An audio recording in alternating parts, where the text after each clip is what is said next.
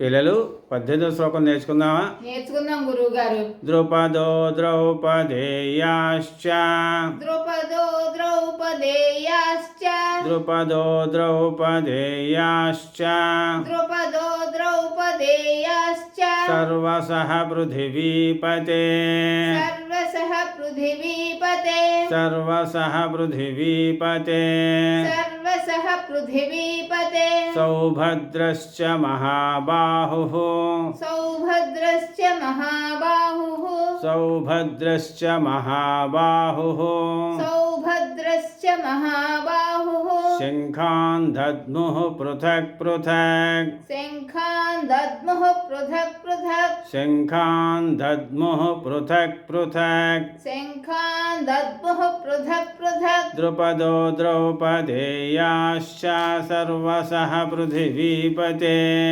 సౌభద్రశ్చ మహాబాహుః శంఖాన్ దద్ముః పృథక్ పృథక్. ధన్యవాదాలు గురువు గారు. చిరంజీవ.